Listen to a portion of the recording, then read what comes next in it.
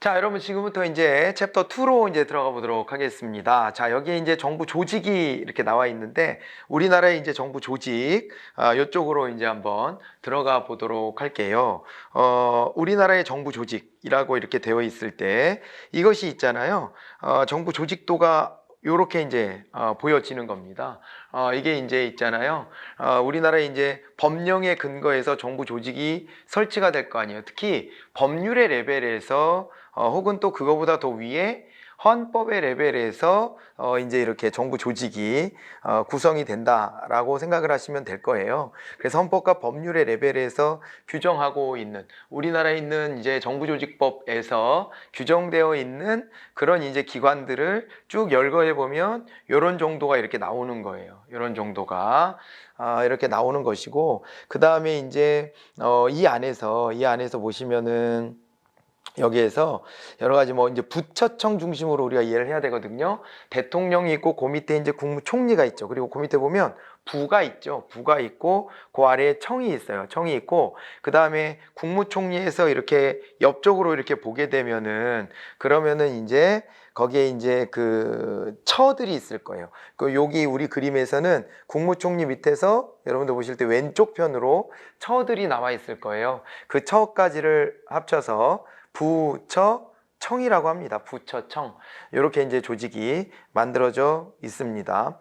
그래서 여기에 보면은 또 이제 대통령 직속에 무슨 막 위원회도 있는데 방송통신위원회 같은 게 하나가 나와 있잖아요. 그런데 원래 이제 대통령 직속 위원회가 많아요. 많은데 정부조직법상에 표기되게 되는 이제 그 레벨 정도가 되는 위원회는 요 정도 선에서 이렇게 딱 추려지는 거라고 생각을 좀 하시면 될 것 같고요. 지금 현재 우리나라가 18부가 되어 있거든요. 18개 부가 되어 있고, 그리고 그 부에서 이제 부가 이제 이렇게 되는 거예요. 공공 서비스를 제공받아야 될 대상자들을 중심으로 해가지고 이렇게 부가 나눠져 있는 경우들도 있고, 그 다음에 이제 부라고 하는 게 그뿐만 아니라 어떤 기능별로도 이렇게 나눠져 있기도 하고 뭐 그렇습니다. 나름의 기준을 가지고 부성화의 원리라고 하는 거 앞에 있었잖아요.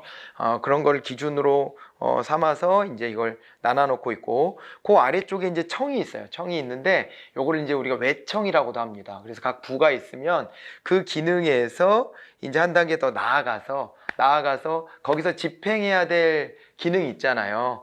집행해야 될 기능에서 이제 특화돼야 될 부분들, 이런 것들을 별도로 청에서 이렇게 이제 관장하게 하는 거예요. 무슨 말인지 알겠죠? 그래서 이제 그 청이라고 하는 거, 부에서 갈라져 나와서 청들이 있다는 거, 이거 봐두시고, 청은 보니까는 아까 말씀드렸다시피 이제 국무총리의 직속으로 가 있어요. 국무총리 직속으로 가 있는데, 이게 이제 처라고 하는 것은 이렇게 약간 보면은 이게 망뇨 조직과 같은 성격이에요. 이게 이제 여러분들이 공부하셔야 될 게 개선과 옆쪽에 망뇨라고 하는 것을 이제 비교해 보셔야 되는데, 개선은 이 명령 계통에서 수직적으로 위아래로 이렇게 타고 왔다리 갔다리 하는 거예요. 이렇게 타고 왔다리 갔다리 이렇게 하는 것이고, 그 다음에 있잖아요.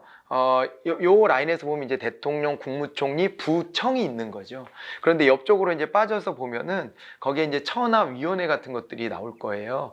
그런 게 나오는데 이 처다 그랬을 때는 그런 성격. 그러니까 이런 걸 막뇨라고 하는데요. 옆에서 혁신안 같은 거 제시해주고 조언 같은 거 해주고 이런 거 있잖아요, 그죠? 조언이나 혁신안 같은 거 제시해주고 그 다음에 이제 뭐랄까요? 그렇게도 하고, 그리고 또 이제 이게요, 결정을 하는 사람도 있잖아요. 그 사람들 옆에서 서포트를 해주는 거예요. 서포트를 해가지고 정보도 제공해주고, 그리고 브리핑도 좀 해주고요. 대통령이나 총리나 이런 분들도 그렇고, 그 밑에 장관이나 이런 분들도 바빠요. 되게 바쁘고, 판단해야 될 것도 많고, 해야 될 일들도 산적하게 이렇게 쌓여져 있어요. 산적하게 쌓여져 있는데, 그랬을 적에 이제, 그게 이제, 이런 것들을 다 들여다보고 꼼꼼히 자기가 다 공부해서 이렇게 판단하기가 좀 어렵고, 애시당초에 그 자리에 올라갈 사람들은 기본적인 어떤 소양은 있어야죠. 척 하면 탁 알아들을 수 있을 정도의 소양은 돼야 될 거고, 그런 상황에서 옆에서 이제 참모들, 그 사람들을 이제 막뇨라고 한다고 그랬잖아요. 막뇨 조직에 있는 사람들이 그 사안들을 이렇게 정리해가지고 이렇게 한마디로 일목요연하게 탁 잘라서 이제 얘기 전달을 해주는 거예요. 탁 잘라서 얘기 전달을 이렇게 툭 해주면은, 그러면 이제 그걸 갖고 탁 알아듣고 이제 결정에 도움을 받는 거죠. 그렇게 해야 그 많은 양의 일들을 소화할 수가 있는 거예요. 그 많은 양의 일들을 이제 자기 혼자서 다 감당할 수가 없으니까 옆에서 그걸 메꿔주는 건데, 거기에 이제 그림에서 보면은 대통령 비서실, 국가안보실 같은 데들 있잖아요. 이런 데가 대표적인 이제 막료 조직이고요. 총리 쪽에서도 국무조정실이나 국무총리 비서실 같은 데가 이제 막료와 같은 그룹이에요. 그런데 이제 그 밑에 처들이 또 이제 그런 역할들을 담당을 하는 거죠. 처들 같은 경우에는 여기가 이제 총리를 밑에서 서포트하면서 전체 조직을 아우르는 어떤 그 사안이라거나, 아니면은 또 한편으로는 이제 전체 조직을 아우르는 사안이거나, 또 다르게 보면은 이 총리가 직접 좀 관장했으면 좋겠다. 이 장관 정도 레벨이 아니라 총리가 직접 끼고 좀 이 업무 분야에 있어서는 책임을 좀 졌으면 좋겠다 싶은 것들이 거기에 이제 처로 들어가 있다라고 생각하시면 돼요. 알겠죠? 처가 이제 그런 성격이다. 그래서 부처청 이렇게 나눠지고, 위원회들도 이제 옆에 있고, 위원회는 참, 그리고 이제 뭐냐면은요, 이거는 이제 그 조직의 우두머리 있잖아요. 조직의 우두머리가 딱 이제 자리 잡고서 결정권을 다 집중해서 가지고 있고, 여기서 결정한 걸 밑에서 따른다라는 거 그런 거보다도 일단은 있잖아요.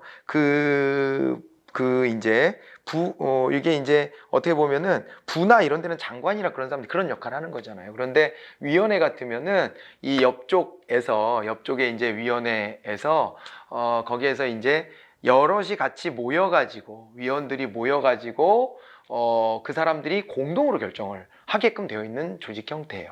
그러니까 보통은 이렇게 이제 그걸 단독제라고 얘기를 하는데, 위에서 이제 결정을 해서 얘기를 해주면 그러면 어떻게 돼요? 그러면은 밑에 이렇게 상명하복하는 구조가 돼 있잖아요. 통상은 그렇게 돼 있지만, 이거는 좀 어떤 정파적인 어떤 한쪽 편의 입장이랄까, 이런 것들만 이렇게 이제 또 이제 전달되기보다는 국민들의 의견들이 고루고루 이렇게 잘 좀 이렇게 어우러지기를 바랄 때가 있잖아요. 그죠? 예, 전반적으로 다 좀 어우러졌으면 좋겠다는 사안도 있고, 그 다음에 또 이제 한편으로는 좀 신중했으면 좋겠다는 것도 있죠. 누군가 한 사람이 결정하는 것보다는 우리가 집단 지성이라고 하는 게 있잖아요. 다 같이 어우러져서 다 같이 여러 견해를 가지고 서로 이제 공방을 펼치다가, 그러다가 거기에서 절충점을 찾아서 그걸 결정을 하게 되면은, 그러면은 이제 이 부분에 대해서는 아무래도 좀 신중하게 결정이 되다 보니까 국민들한테 이렇게 전달될 때 국민의 복리 증진에 조금 더 보탬이 되지 않을까, 이렇게 이제 판단할 수가 있잖아요. 그래서 그 위원회라고 하는 게 이제 그렇게 굴러가도록 만들어져 있는 거예요. 이제 그런 형태로 위원회가 따로 있어요. 뒤에 가서 위원회 제도가 어떤 것이고 단독제에 비해서 어떤 장점과 단점을 갖는지도 우리가 이제 공부를 하게 될 거예요. 알겠죠? 그리고 거기에 보면은 대통령 직속으로는 또 독특하게 감사원과 국가정보원이라고 하는 이 원들이 들어가 있잖아요. 그죠? 그래서 원자가 들어가는 게 대통령 직속기구면서 독립기구는 아니잖아요. 대통령 밑에 있으니까 독립기구는 아닌데 독립적 성격을 갖는 기구다, 이렇게 생각을 하시면 좋겠습니다. 자, 그래서 감사원과 국가정보원이라고 하는 거, 독립적이다라는 얘기는 직무 수행상에 있어서 그 누구의 간섭도 받지 않고 업무를 추진해야 되는 것을 말해요. 근데 이게 아까 말했던 개선이라 그러면 업무 추진이 이렇게 쭉 방향을 타고 내려오면서 어떻게 되는 거예요? 그러면서 이제 그 안에서 이제 이런 거죠.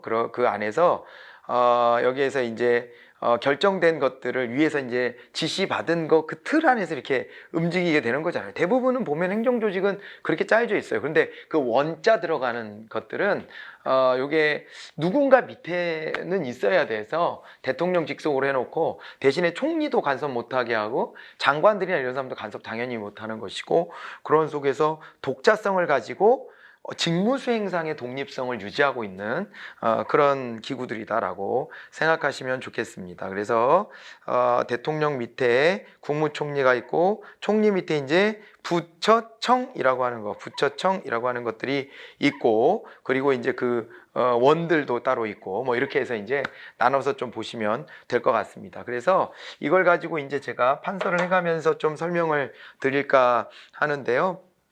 230쪽에 여기에 이제 와 보시면은 우리나라의 이제 정부 조직 이걸 가지고 보편적인 어떤 정부에서의 정부 조직에서의 그 각 그 기구들의 그 어떤 성격 같은 것들을 이제 정리를 해보려고 하는데 먼저 그래서 그 기준으로 우리나라 정부 조직을 좀 보자는 거예요.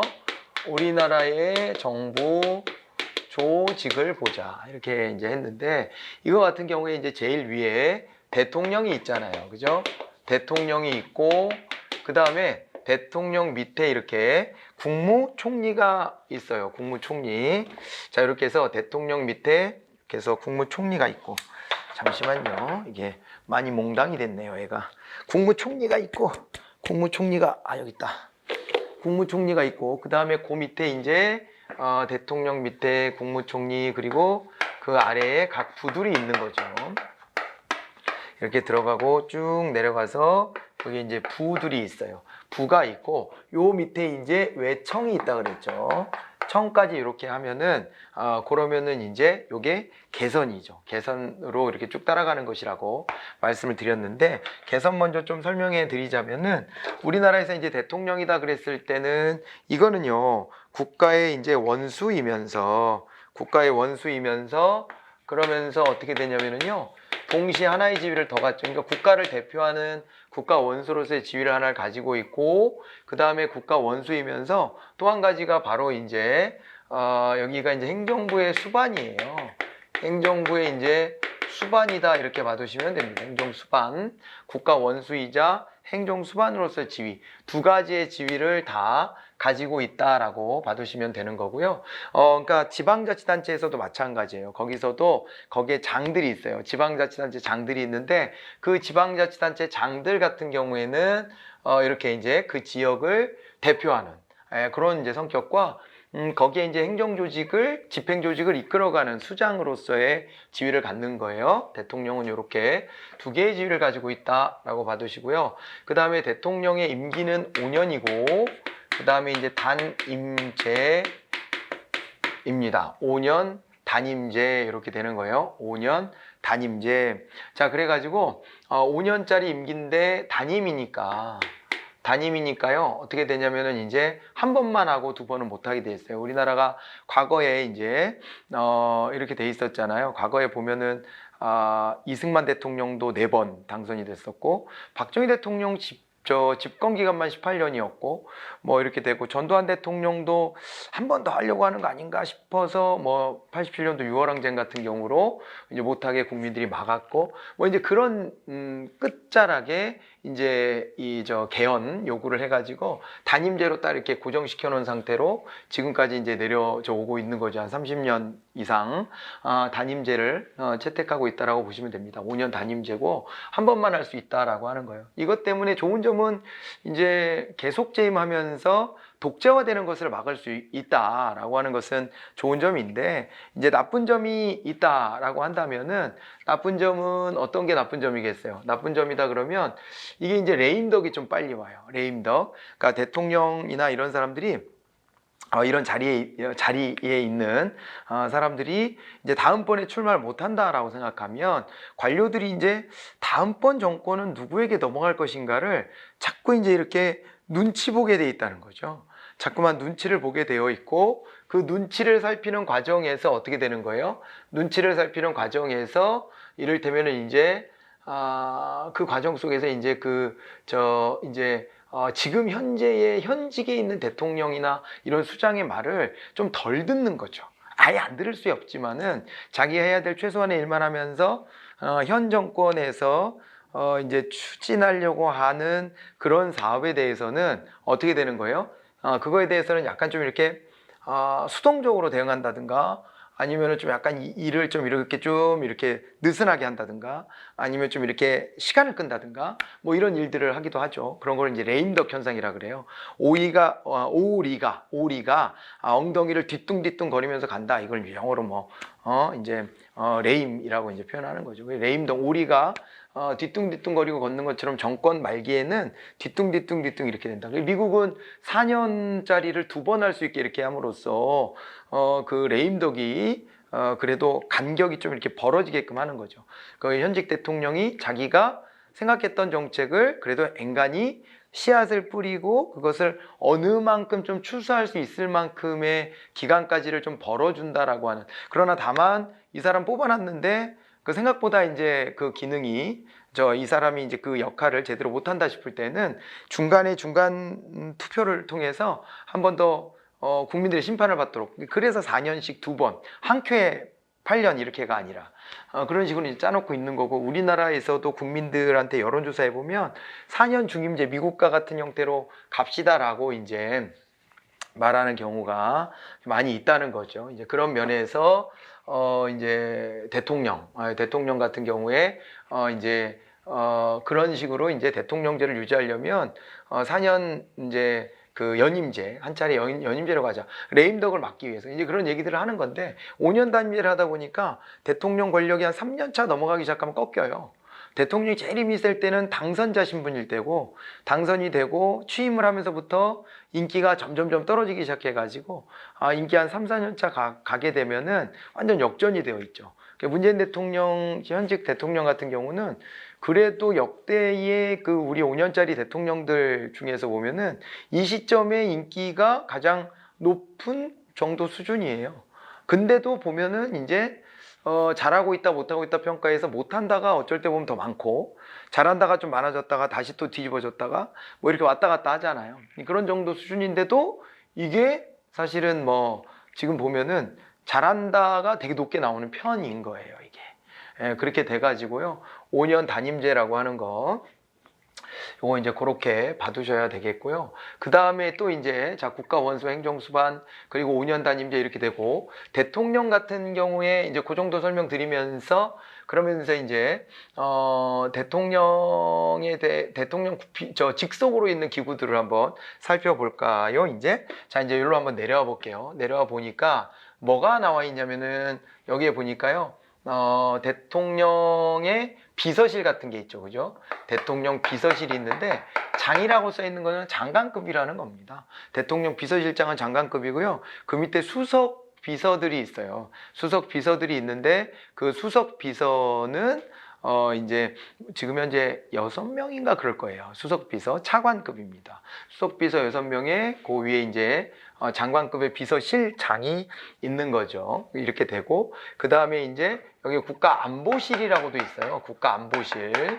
대통령 비서실과 국가안보실이 있는데요. 2개의 이제 실이 저게 이제 대통령 밑에 있는 거고, 실이 하나 더 있었어요. 박근혜 대통령 때까지는 여기 이제 경호실이라고 있었는데요. 그래서 거기도 다 장관급이었어요, 실장들이. 근데 이걸 하나 내렸죠. 그게 바로 이제 경호처예요. 경호처 하나를 내려가지고 차관급으로 이렇게 만들었습니다. 그러니까 그 밑에 국무총리 밑에 있는 처들이 있잖아요. 여기에 보면 여기 이제 처들이 차관급이거든요, 기본적으로. 그래서 경호처라고 했을 때도 차관급으로 이렇게 이제 보시면 되는 거고, 그렇습니다. 그래서 여기는 좀 이따 하고요. 경호처장까지 이렇게 되고요. 이게 이러다 보니까 인사행정 가서 우리가 공부할 수 있는 게 이런 게 있어요. 강임이라고 하는 게 있습니다.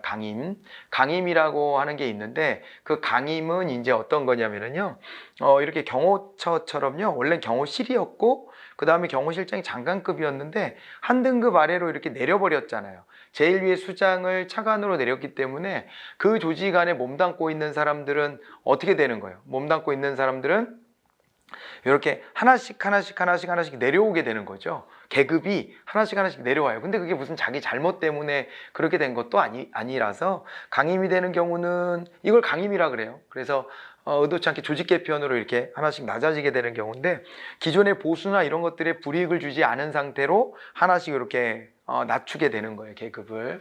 이제 그런 경우도 나중에 가서 다시 한번 이 사례로 말씀을 드려보도록 할게요. 자, 이렇게 되어 있고, 요게 이제 참모, 막료 조직이다 이렇게 이제 얘기를 했고, 그 다음에 이제 국무총리 밑에도 뭐가 있냐면은요, 여기에 이제 국무조정실이 있죠. 국무조정실이라 그래가지고 국무조정실은 이제 국무총리가 해야 될 역할 자체가요, 각 부를 통할하는 역할을 하는 거거든요. 통할한다. 통은 이렇게 하나로 모여들게 하는 거고, 할은 이제 나누는 거잖아요. 그죠? 통할한다 그럴 때, 통은 모으는 거고, 할은 나누는 거고, 이렇게 되기 때문에요.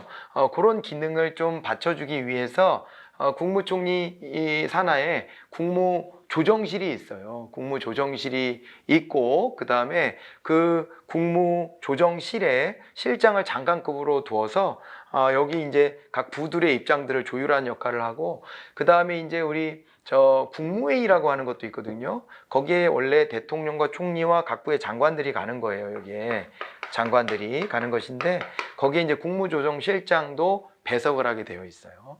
예, 그런 자리가 하나가 있고, 그 다음에 국무총리 비서실이 또 있죠. 근데 국무총리 비서실은요, 대통령 비서실이 장관급이었잖아요. 그래서 국무총리 비서실은 장관급보다 하나 아래로 해가지고요, 차관급으로 이렇게 정하게 되어 있습니다. 차관급으로 이렇게 정하게 되어 있고, 그렇습니다. 그래서 이렇게 이제 비서실들 이렇게 있다는 거 그렇게 좀 봐두시고요. 그 다음에 이제 됐죠. 요런 데가 이제 막료 조직 관련된 거고, 요 막료 조직 얘기하던 터니까 처들을 또 얘기해 볼까요? 여기에 이제 처가 있으면 각 이렇게 부하고 청하고 처가 있다 그랬는데, 부처청이라고 한다 그랬는데, 처는 옆으로 빠져나와 있는 이 막료적인 성격이 있어요. 있는데 여기에 뭐가 있냐면요, 국가보훈처가 있어요.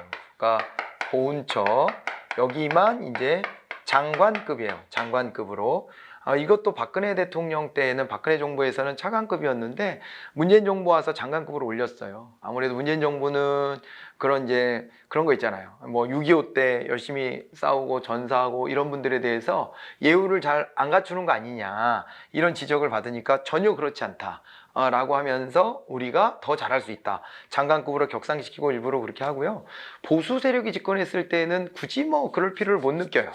그러니까 차관급이 되는 게 사실은, 이게 보면은 조직의 사이즈나 이런 거로 보면은 차관급 정도면은 조직이 딱 맞아요. 하는 일의 범주나 이런 걸로 봤을 때. 그런데 이제 그러니까는 보수 정권은 요게 이제 그런 형식 틀에 맞춰서 차관급 정도 유지하는데, 노무현 정부 때도 국가보훈처가 장관급이었고요. 그게 이명박 정부 때 다시 차관급으로 내려갔다가 박근혜 정부 때 그 유지됐다가 문재인 정부에서 다시 장관급이 된 거거든요. 이런 식으로 이제 국가보훈처 같은 데가 그렇게 장관급, 차관급 왔다 갔다 합니다. 근데 원래 원칙은 처장들은 차관급이에요.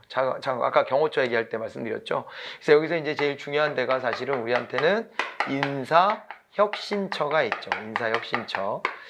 요것도 원래는 부 중에서 거기 보면은 이제 행정안전부라고 있을 거예요. 행정안전부에서 이제 조직과 인사에 관련된 문제들을 다 다뤘었는데 이제 인사 문제와 관련해 가지고 따로 떼어서 인사혁신처를 둔 겁니다. 저게 또 이제 세월호 사건 때, 그럴 때 이제 정부가 많이 좀 이렇게 긴장을 했죠. 왜 그러냐면은 정부 입장에서 보면은 요게 이제 임명을 많이 구하는데 좀 실패를 했고, 이제 이런 속에서 국민들의 분노가 사그라들지 않고, 뭐 그런 속에서 이제 이 문제를 어떻게든 좀 수습하려고 하는 속에서요, 처를 2개를 만들었는데요. 인사혁신처가 있고, 지금은 없어져서 제가 여기다 안 쓸게요. 국민안전처라는 걸 따로 또 만들었었어요. 그래서 총리가 직접 공무원 인사 조직 확 틀어지고 좀 여기서 이렇게 감독이나 이런 거 소홀히 하고 이래서 이런 사고 나고 이런 거니까,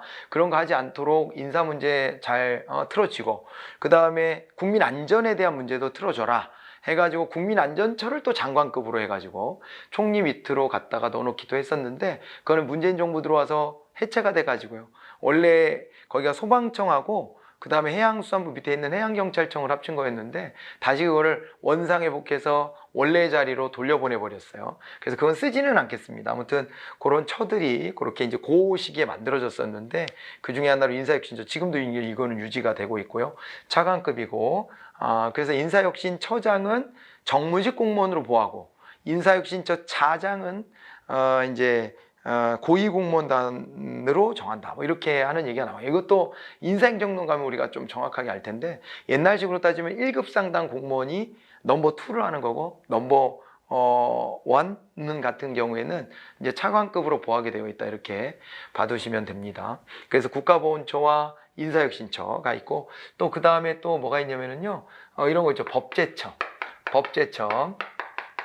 법을 만들거나 할 때에 또 이제 그 정부에서도 국회가 아닌 정부에서도 이 법 문제들을 많이 다뤄야 되잖아요. 그래서 이 법에 대해서 해석하고 그 다음에 이제 법에 대해서 어떤 방향으로 가야 된다라는 이제 방향성도 그러니까 내용적인 거야 여기서 하는 게 아니지만은 형식적인 것에서 어떤 문제가 있다 없다 이런 것들을 밝혀주는 데가 바로 법제처입니다. 그래서 이제 법제처 또 하나 볼 수 있고요. 그 다음에 이제 식품의약품안전처는 있습니다.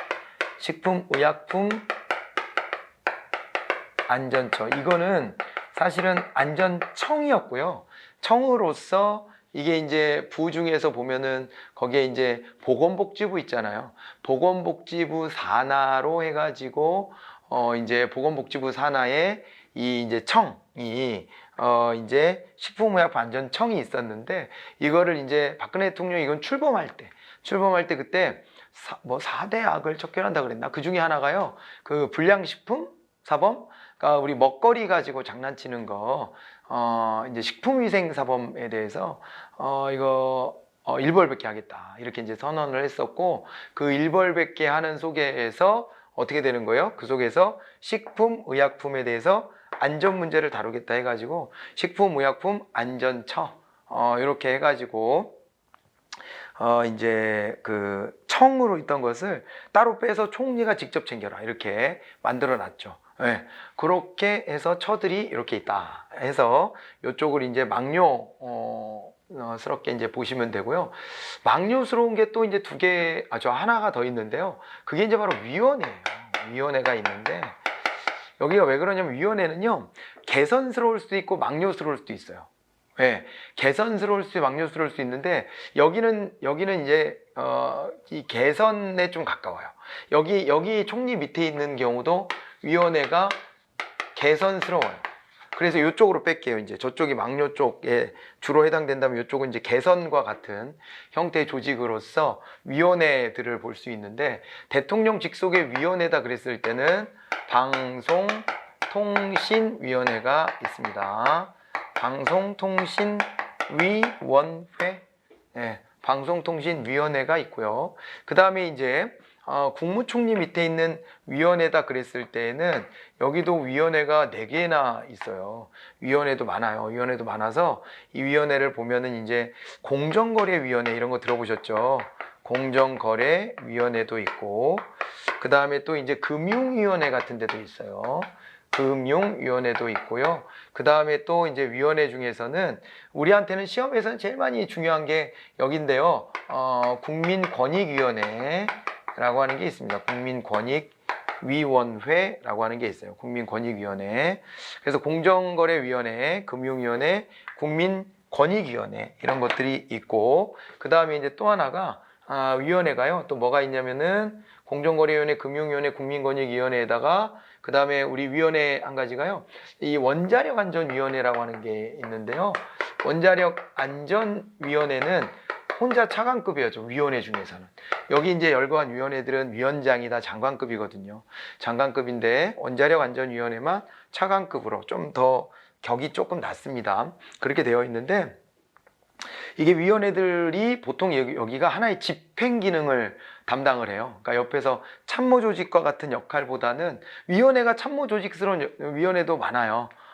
그건 뒤에 가서 본다고 그랬죠. 그래서 참모, 막료와 같은 위원회를 하는 위원회들이 많이 설치가 되어 있는데 여기 있는 위원회들은 하나의 이제 행정 조직, 그러니까 여기 부가 하나의 기능을 탁 꿰차고 있는 것처럼 여기 위원회들이 그런 역할들을 각각 해주는 것이다 라고 봐두시면 될 듯 합니다. 이렇게 해가지고 위원회들이 있고 하나 위원회가 좀 더 있어요. 그리고 또 하나가 뭐가 있냐면 국가인권위원회라고 하는 게 있어요. 근데 이거는 여러분들 보시면은요 선이 연결이 안 돼 있을 거예요. 국가인권위원회라는 게 선이 연결이 안 돼 있을 텐데 선이 연결이 안 돼 있는 것은 왜 그러냐면 이건 독립기구라는 겁니다. 여기에 이제 국가인권위원회는 독립적 성격이 있는 게 아니라 아예 그냥 독립기구예요. 독립기구로 떨어져 나가 있다. 이렇게 보시면 되고요. 국가인권이니까 국민들이 자신의 인권 침해 문제에 대해서 뭐 어디에서 인권 침해를 받았건 간에 포괄적으로 여기에 이제 국가인권위원회에 찾아가서 자신의 권리를 이제 회복하기 위한 노력을 할 수 있게끔 되어 있습니다. 그렇게 해가지고 이제 보시면 돼요. 그래서 국가인권위원회 또 한번 저렇게 한번 보시는데 시험에서는 많이는 안 나오고 여기까지 쓴 거 중에서 시험에 좀 나올 만한 거는 뭐 대통령, 국무총리 그리고 여기 각부 장관 중요하겠죠. 그 다음에 이제 나올 만한 게 이 안에서는 인사혁신처하고 그 다음에 이쪽에 오면 국민권익위, 요거는 충분히 나올 만한 것들인데 뒤에 가서 또 이제 얘기들이 많이 될 거고요. 그 다음에 있잖아요. 그 다음에 우리나라 정부 조직에서 대통령 직속기구로서 좀 봐야 되는 게 두 개의 원이 있다. 이렇게 얘기를 했죠. 두 개의 원이 있는데 하나가 이제 국정원, 국가정보원. 이름 바꾸겠다라고 막 나서고 있어가지고 이름이 바뀔지도 모르겠어요. 이름이 바뀔 수도 있는데 국가정보원을 대외정보, 대외안보정보원, 대외안보정보원 이런 게 이제 가칭 지금 추진 중이에요. 대외안보정보원. 그러니까 이제 안보와 관련해서 대외적인 정보만 수집하는 걸로. 그러니까 그거는 대내적인 정보를 수집하게 되면 이걸 정치적으로 자꾸 특정 정파에게 이롭게 자꾸 끌고 가거든요. 그래서 이제 그거를 이제 대외 정보를 수집하는 대외 정보 안보 정보 대외 안보 정보 그랬던 것 같아요. 아무튼 요거는 제가 확정되면 다시 말씀드릴게요. 이름이 가칭이라서 지금은 뭐 크게 염두할 건 아니고 나중에 바뀌면 또 말씀을 드릴 텐데 국가정보원은 나중에 뒤에 가서요 재무행정상 국가정보원 하나의 독립기구처럼 취급한다. 왜냐하면 저기 활동은 진짜 은밀하게 아무도 모르게 이렇게 우리 가족도 모르게 막 이래야 되잖아요. 그죠? 제 친구 중에 이제 국정원에 다니는 분하고 결혼한 녀석이 있는데 그러더라고요. 이 결혼할 때도 자기까지도 이 저 신원조회가 엄청 많이 이렇게 됐다고. 그런데 이제 여기에 진짜 비밀 요원들 같으면은 진짜로 뭐 가족들도 이 사람 뭐 하는 사람인지 잘 모른다 이런 경우도 뭐 있다고 하잖아요. 이제 그러니까 저분들의 활동 같은 것들은 좀 이제 드러나지 않게 해야 되기 때문에 예산상으로 국가정보원은 여기를 보면은 이제 그렇게 이제 독립기구처럼 다룬다. 근데 이제 기본적으로는 독립기구는 아니고 대통령 직속기구고요. 그 다음에 국가정보원장은 장관급인데요. 그 밑에 이제 차장이 3명이 있어요. 아마 조직 개편이 좀 되지 않을까 싶어요. 이름 바뀌고 그럴 때. 왜냐하면 거기 이 차장 같은 경우가 대내 정보를 또 대내 간첩들이 있을 수 있다라고 보고 정보를 수집하는데 이제 이런 것들이 잘못 악용되면은 정부에 반대하는 사람들을 억압하는 수단으로. 그러니까 정보원은 그 권한이 강력하니까 온갖 정보들을 다 수집한 다음에 그걸 바탕으로 해가지고 이제 어떻게 한다는 거예요? 그걸 바탕으로 해가지고 이제 이 국가정보원이 이제 잘못 활용되는 거죠. 그래서 아마 그거를 좀 없애려고 하니까 제2차장이 없어지지 않을까 싶긴 한데 아직은 여기 보면 차장이 3명이에요. 1차장, 2차장, 3차장이 있고 여기 다 차관급이에요. 그리고 전체적으로 여기에 이제 기획을 담당하는 여기에 이제 기조실장이라고 있어요. 기획조정실장이 있는데 기획조정실장 같은 경우는 이제 별정직 공무원이다. 뭐 이런 게 이제 또 그 시험에서 또 다뤄질 때가 있어요. 그건 또 인사행정 공부하다 보면 나올 거예요. 예고해 드리는 거예요. 나중에 뒤에 가서 하나하나 이제 나오는 부분이 있으니까 그 정도 받으시면 되고 감사원은 여러 번 나와요. 여기서 좀 설명을 좀 일단은 조금은 좀 들여놓고 가면 어떨까 싶은데 감사원이다 그랬을 때는 감사원은 여기는 이제 하는 일이 어떤 거냐면은요. 하는 일 자체가 감사원은 나라 돈 쓰는 데에 대해 가지고 이제 재정상에 대해서 감사를 하는 거죠. 그죠? 그래서 이제 회계 검사 같은 걸 합니다. 회계 검사권 이런 게 있고요. 감사원 같은 경우에 회계 검사권이 있고 그 다음에 이제 결산에 대해서 이제 나중에 가서 이제 심사를 하잖아요. 그래서 결산에 대해서 검사를 하는 거 결산검사권이라고 말해요. 국회에 이제 결산 심사를 하러 가기 전에 감사원에서 너희들 결산 잘했니? 그러고 가져다 장부를 한번 또 보는 거예요. 회계검사권, 결산검사권 이런 것들이 있고요. 나랏돈 쓰는 데 대해서는 이제 전반적으로 이 돈 문제를 다 다룹니다. 그리고 여기다 플러스 해가지고요. 이거는 행정부 내에서만 하는 건데 행정부 내에서 어떻게 하냐면요. 행정부 내에서 이러는 거죠. 행정부 내에서 요 안에서의 직무 감찰을 해요. 직무 감찰까지 합니다. 요 기능을 가지고 있어요. 직무 감찰. 그래갖고 요거는 전체적으로 나랏돈 쓰는데 전부 다 이고 지방 정부를 포함해서 그리고 행정부 내 직무 감찰이다 그랬을 때는 여기도 지방 정부를 포함하는데요. 그 행정 조직 있죠. 행정 조직들 여기에 있는 공무원들만 해가지고 직무 감찰을 해요. 그러면 여기는 뭔데? 회계검사랑 결산검사는요 더 넓혀서 나랏돈 쓰는 데라고 그랬으니까 국회, 법원 이런 데까지 다 관장하는 거예요. 회계 문제에 있어서는. 자, 이제 이렇게 되고요. 원장과 그 다음에 위원으로 구성되어 있어요. 위원으로 구성되어 있는데 원장 포함 위원이 5에서 11인으로 되게 돼 있는데요. 여기 보면 이제 7인입니다. 7인에 이제 위원과 원장이 구성이 되어 있어요. 그러니까 이건 감사헌법상 7인으로 되어 있는 거고요. 헌법상으로는 5인에서 11인 사이로 해라 이렇게 되어 있는 것입니다. 그래서 5에서 11인, 7인 이렇게 되어 있고 그 다음에 또 이제 뭐가 있냐면은요. 감사원 같은 경우에 또 원장 플러스 위원 이렇게 되어 있고 그리고 여기다가요. 감사원의 그 사무총장이 있고요. 여기에 이제 사무총장이 있고 그 다음에 사무처가 있잖아요. 감사원에 이제 사무처에 사무총장이 있고 사무처 차장이 있고 그래요. 네, 그렇게 되어 있습니다. 그래서 이 총장 같은 경우는 여기는 또 이제 차관급으로 돼요. 여기 원장은 장관급이고 여기에 있는 이제 위원들하고 사무총장은 차관급이에요. 뭐 이렇게 이제 구성이 되고요. 원장과 위원 같은 경우에는 여기는 이제 어떻게 되냐면은 원장은요 이렇게 볼까요? 대통령이 국회 동의하에 원장을 임명합니다. 원장을 임명하게 되어 있고요. 그 다음에요 대통령이요 또 어떻게 되냐면 대통령이 원장의 제청을 받아서 여기는 국회 동의는 필요 없고요. 원장의 제청하에 이제 위원을 임명하게 되어 있습니다. 위원을 임명하고요. 그 다음에 이제 임기는 4년이고요. 4년 임기가 되는 것이고, 그 다음에 또 이제 여기가 한 차례만 중임을 할 수 있어요. 한 차례만 중임이 허용된다. 이렇게 봐두시면 되겠습니다. 이렇게 해서 감사원이 이제 꾸려진다는 것 정도는 일단은 좀 알고 계시면 되겠고요. 그 다음에 이제 됐죠. 이렇게 해서 두 개의 원을 얘기했는데 특히 감사원이 우리한테는 시험에 많이 보여지는 곳이라 이걸 중심으로 이제 말씀을 드려봤어요.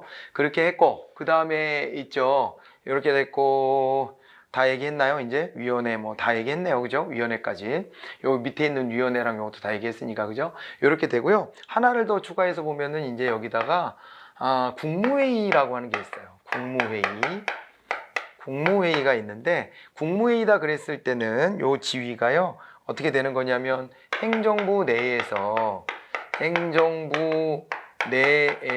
보면은 이제 최고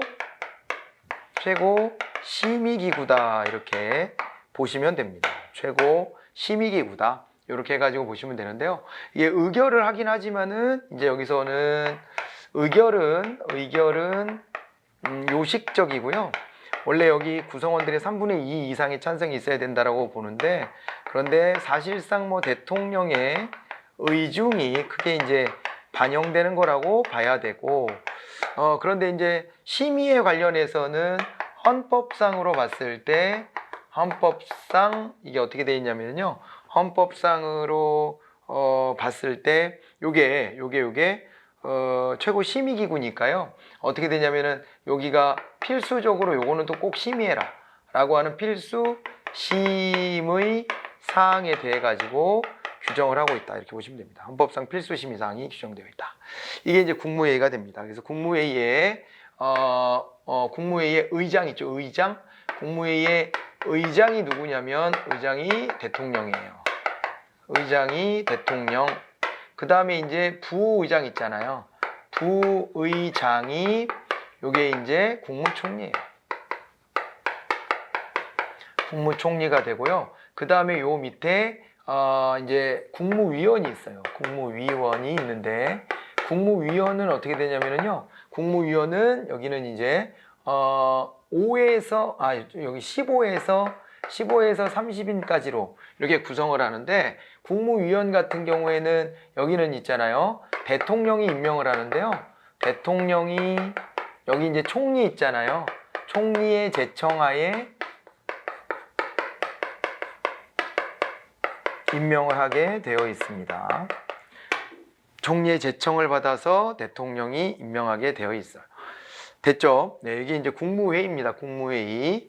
이렇게 되고요. 우리나라 국무회의를 하고요. 그럼 이제 총리는 뭐냐? 총리는 하는 역할이 뭐냐? 총리는 있잖아요. 이렇게 보셔야겠죠. 총리 같은 경우에는 여기는 국무총리는 이제 행정부의 2인자예요. 행정부의 제2인자가 됩니다. 2인자가 되고 그 다음에 행정각부를 통할하는 역할을 하죠. 행정각부를 통할하는 역할을 해요. 통할하는 역할을 하고요. 그 다음에 또 이제 국무위원하고요. 국무위원하고 또 국무위원뿐만 아니라 이 중에서 또 이제 장관 임명도 해야 되거든요. 국무위원과 장관에 대해서 대통령에게 이 사람 임명합시다 라고 하는 임명제청권을 가지고 있고요. 임명제청권을 행사하기도 하고 그 다음에 또 해임 건의권 같은 거 있잖아요. 예, 요거를 또 이제 행사하기도 합니다. 자, 국무위원, 장관, 국무위원 중에 장관 임명되거든요. 그래서 이 사람들에 대한 임명제청과 해임건의권을 갖는다 이렇게 보시면 돼요. 그렇게 되고요. 그 다음에 이제 임기나 연임에 대한 제한이 없어요. 임기나 연임에 대한 제한이 없다. 그러니까 대통령 맘이다. 이렇게 생각하시면 되고요. 여기 있는 장관은 그럼 어떻게 되느냐. 장관 같은 경우에는 여기는 있잖아요. 이 부를 총괄하는 거죠. 부를 총괄하는데 여기는 이제요. 국무위원 중에서 대통령이 이제 임명을 합니다. 이쪽에다 써볼까요? 장관은 대통령이 국무위원 중에서 그것도 이제 총리의 제청하에 총리 제청을 받아서 제청하에 임명을 하게 되어 있어요. 예, 이렇게 되어 있습니다. 그런데 총리랑 좀 비교 좀 해볼게요. 총리 같은 경우에는 여기 임명할 때는 어떻게 되어 있었냐면 그 얘기를 안 썼네요. 총리 같은 경우에는 대통령이 이제 임명을 하는데 대통령이 국회 동의를 받아요. 그래서 국회 동의하에 임명을 하거든요. 근데 장관 정도는 국회 동의까지는 필요 없어요. 총리 제청하에 임명을 그냥 하면 됩니다. 임명을 하는데 인사청문회는 하죠. 국회로 가서. 그런데 국회에 이제 막 표결을 통한 동의 같은 거는 필요가 없고요. 그 다음에 여기도 어떻게 되냐면 임기 제한 같은 것들이 없어요. 임기나 연임. 혹시 카메라에서 잘리면은 지금 말로 불러드리는 거 잘 기억해 주세요. 임기나 연임의 제한이 없다 이렇게 보시면 됩니다. 임기나 연임에 대한 제한이 없다 이렇게 살펴보시면 되겠네요. 알겠죠? 네, 이렇게 해가지고 쭉 한번 정리를 해봤고요. 하나만 더 말씀드리면 왜 우리 정부에서 이제 만드는 법이 명령이 있잖아요. 명령이 있는데 대통령 레벨에서 대통령령을 발표하죠. 대통령령 발표권 같은 게 있고요. 그 다음에 국무총리는 이제 총리령을 발표하죠. 총리령이 따로 있어요. 총리령 발표권이 있고, 그 다음에 각 부의 장관은 여기서는 이제 부령을 발표할 수 있죠. 부령 발표권 이렇게 있습니다. 자, 그래갖고 비교를 한번 또 해보시는 것도 좋겠네요. 자, 이렇게 해가지고 우리나라 정부 조직에 대해서는 한 판 쫙 이렇게 해드렸는데 좀 구체적인 얘기들이 조금 있을 수 있어요. 그 얘기는 우리가 이제 잠깐 쉬었다가 이제 그 내용 정리 한번 해보면서 그러면서 이제 개성과 막료, 위원회, 공기업, 제3섹터, 책임운영기관 이런 얘기들을 최대한 이제 해서 마무리를 좀 지어봐야 될 것 같아요. 네, 고생들 하셨고 다음 시간에 이어집니다. 수고하셨습니다.